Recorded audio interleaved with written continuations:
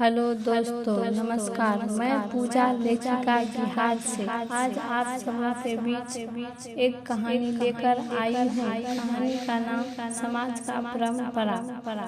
जी हाँ दोस्तों, आज भी ये समाज का परंपरा हर जगह उपस्थित है। जैसे कि आज भी एक ऐसे ही गांव है जहाँ पे समाज का उल्लंघन नहीं करते हैं। एक दिन की बात है जब राजा के पुत्र अपने गांव के तरफ रथों पे बैठकर अपने गांव घूमने के लिए गए थे। तो उसी रास्ते से एक गरीब घराने के लड़का सलीम अपने पिताश्री के साथ बैलगाड़ी से गुजर रहे थे। सलीम ने देखा जब राजा अपने रथों को सलीम के बैलगाड़ी के सामने रोका तो सलीम के पिताश्री बैलगाड़ी से तुरंत उतरते ही राजा के सामने सिर को झुकाए हुए हाथ को जोड़ते हुए राजा के सामने खड़े हो गए।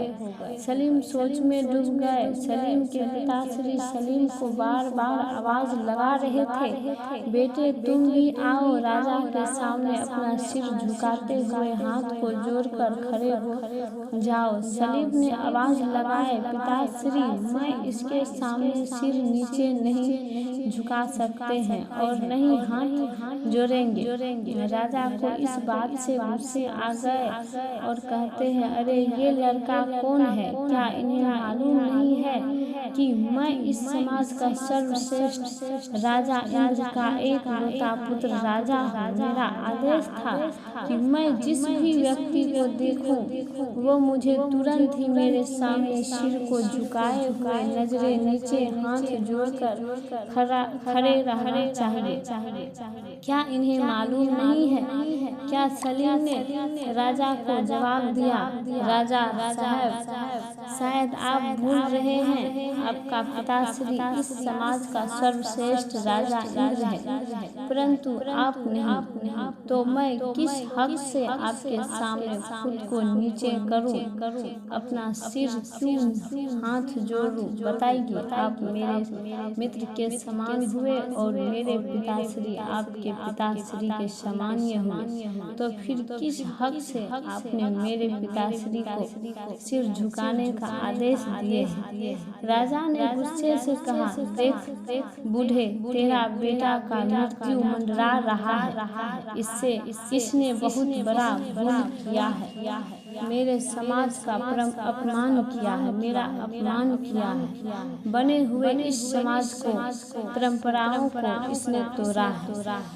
इसे तो दंड अवश्य ही मिले। फिर दूसरे रोज सुबह होते ही राजा ने अपने समाज में उसे बुलाया गया। फिर समाज का बैठक हुआ। जब समाज का आयोजन हुआ तो हर वो समाजवासी उपस्थित हुए। समाज का सर्वश्रेष्ठ इंद्रराज अपने गद्दी पे बैठा। फिर राजा इंद्र ने अपने पुत्र राजा को समाज में प्रवेश करने का आदेश दिया। राजा ने कहा, पिताश्री आपके बने हुए परंपराओं को, इस समाज के बने हुए परंपराओं को सलीम ने तोड़ा है। इसे मृत्यु दंड देने का आदेश दीजिए। पिताश्री इंद्रराज ने अपने पुत्र से कहा, बेटा बैठ जाओ। फिर इंद्रराज ने सलीम को समाज में प्रवेश करने का आदेश दिया।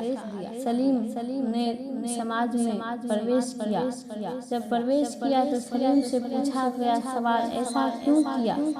सलीम ने सिर को झुकाते हुए इंद्रराज को प्रणाम किया और जवाब दिया। सलीम कहते हैं, साहब जी, क्या मैं आपसे और बने हुए इस समाज के परंपराओं से एक सवाल पूछ सकते हैं? राजा इंद्र ने आदेश दिया, पूछो। सलीम ने कहा, साहब जी, ये कहाँ का परंपरा है अपने मित्र के समान मित्र के सामने सिर को झुकाकर हाथ को जोड़कर खड़े रहे? और ये कौन सा समाज ने ऐसा परंपरा बनाया है कि एक बूढ़े व्यक्ति जो पिता का सामान्य होते हैं, तो फिर क्यों उस पिता को कहा जाता है कि 20 या 22 वर्ष के उम्र में कोई राजा बन जाए और उसके सामने एक बूढ़े व्यक्ति को सिर झुकाने के लिए कहा जाता है, जो एक पिता के सामान्य होता है। जो समाज एक बूढ़े व्यक्ति का सम्मान नहीं कर सकते हैं, वो क्या इस समाज का परंपराओं का क्या परंपराएं बनाएंगे। साहब जी नहीं, हम आपके बने हुए इस परंपराओं का उल्लंघन किया है और न ही आपके आदेश का अपमान किया है। साहब जी, मैंने तो सिर्फ एक नजरिया दिखाए हैं समाजवासियों को। हम चाहते हैं साहब जी, अगर आपका पुत्र राजा बने, मेरे पिताश्री अपने पिताश्री का छवि देखता तो शायद वो ऐसा आदेश नहीं देता। शायद अगर वो मुझ में एक मित्र के नजरों से देखते तो हम उसे गले लगा लेते। अगर मैं गरीब हूँ तो मुझे भगवान ने जीवन दिया है। जिस तरह से आप लोगों का जीवन है उसी तरह से मेरा भी है।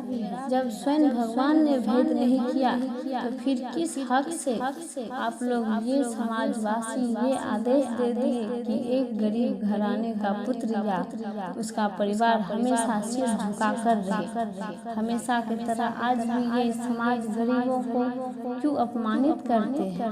बताइए साहब जी। इंद्रराज, आपके पास कोई जवाब मेरे सवालों का नहीं है? राजा इंद्र सोच में पड़ गए। उसने आदेश दिया, पुत्र सलीम, तुम क्या चाहते हो? सलीम ने कहा, साहब जी क्षमा चाहता हूँ, लेकिन हाँ, आज आप ऐसा समाज का परंपराएं बनाए जो गरीब या अमीर घराने के जो भी हो, जब आपका पुत्र राजा इस राजगद्दी का संभालने का योग होंगे तो वो बड़े का आदर करे। एक गरीब बूढ़े व्यक्ति को पिता का सामान्य आदर दे। जो उसके मित्र का योग होगा उसे गले लगाकर हर समस्या का समाधान ढूंढे, और जो उसके उम्र में छोटा होगा उसे दंड न देकर उसे प्रेम और स्नेह देके समझा दिया जाए। ऐसा मेरा इच्छा है। हर वो समाज इस परंपरा को माने, हर वो अमीर घराने का पुत्र इस परंपराओं को बना सके। राजा इंद्र ने कहा, मैं पूरी कोशिश करूंगा और मैं आदेश देता हूँ कि ऐसा ही होगा। मैं गुजारिश करूंगी हर समाजवासियों से इस परंपराओं को बनाए।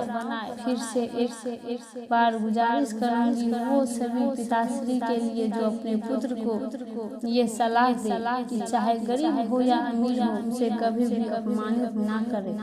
अगर मेरी कहानी से किसी भी व्यक्ति को ठेस पहुंची हो तो हमें क्षमा करें। मेरी कहानी अच्छी लगी हो तो मुझे सपोर्ट जरूर